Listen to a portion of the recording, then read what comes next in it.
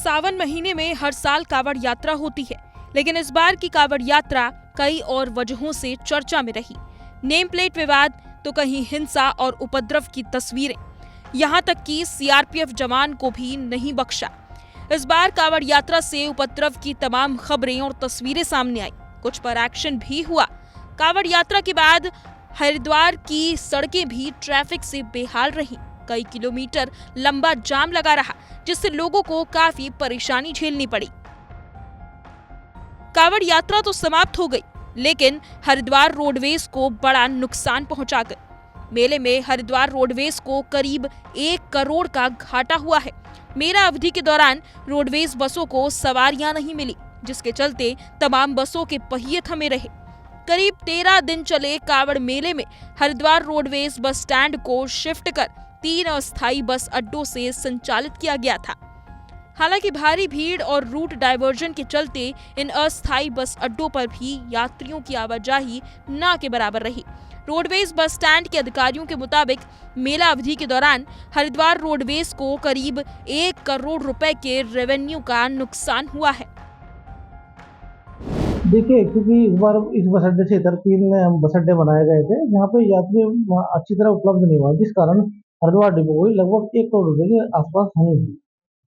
इसका कारण यही रहा कि यात्री उपलब्ध नहीं हुए या बस अड्डों पर पहुंच नहीं पाए, जो भी है, और कुल मिलाकर यात्रियों की संख्या बहुत कम रही। जी हाँ, चंडी पुल पे सिर्फ खड़ी रही है गाड़ियाँ, इतना यात्री उपलब्ध नहीं हो सके। जी हाँ, कुछ ऐसी गाड़ियाँ थी जैसे हल्द्वानी से टनकपुर चलती है और हल्द्वानी से देहरादून चलती है, टनकपुर से देहरादून चलती है, वो गाड़ियाँ बीच में आकर गौरी शंकर पे ही डंप हो जाती। कांवड़ यात्रा समापन के साथ हरिद्वार भक्तिमय तो हो गया, लेकिन प्रशासन और नगर निगम के लिए एक बड़ी चुनौती छोड़ गया। कांवड़ यात्रा के बाद हरिद्वार शहर में हजारों टन कूड़े का अंबार लग गया। हर की पैड़ी, मालवीय घाट समेत तमाम गंगा घाटों और दूसरे रास्तों पर हर तरफ कूड़ा कचरा और प्लास्टिक की थैलियां भी नजर आईं। हर की पैड़ी, मालवीय घाट समेत तमाम गंगा घाटों और दूसरे रास्तों पर हर तरफ कूड़ा कचरा और प्लास्टिक की थैलियां नजर आ रही हैं। नगर निगम की ओर से कूड़े को उठाने के लिए विशेष अभियान शुरू कर दिया गया है। नगर निगम की टीमें शहर भर में पसरे हुए कूड़े को साफ करने में जुट गई हैं। नगर आयुक्त के मुताबिक कूड़ा उठाने के लिए एक्स्ट्रा मैन पावर लगाई गई है। रात भर टीम हमारी लगी रही और कल मैक्सिमम घाट्स कल हमारे क्लीन हो गए थे।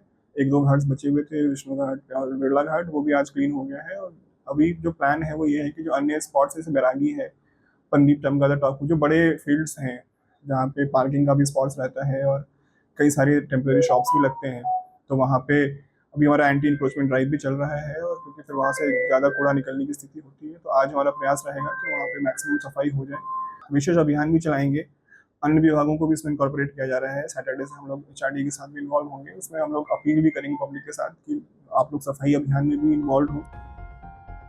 नगर निगम के साथ साथ HRDA भी सफाई व्यवस्था में शामिल हुए। HRDA के उपाध्यक्ष ने जनता और अखाड़ों से अपील की है कि सभी हरिद्वार के सफाई अभियान में जुड़े।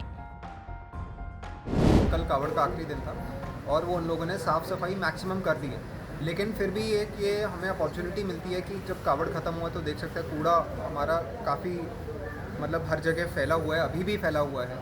ऑल्दो नगर निगम ने काफ़ी अच्छा काम कर लिया है, तो एक जन आंदोलन बनाया जाए, हरिद्वार की जनता इसमें इन्वॉल्व हो, सारी संस्थाएं इन्वॉल्व हो, अखाड़े इन्वॉल्व हो और हम लोग मिलकर एक अभियान चलाएं जिस तरह हम सफाई कर सकें हरिद्वार में।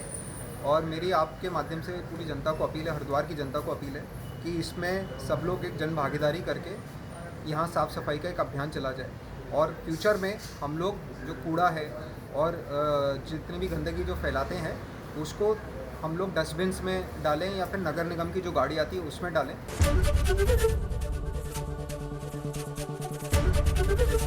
ABP गंगा, खबर आपकी, जुबान आपकी।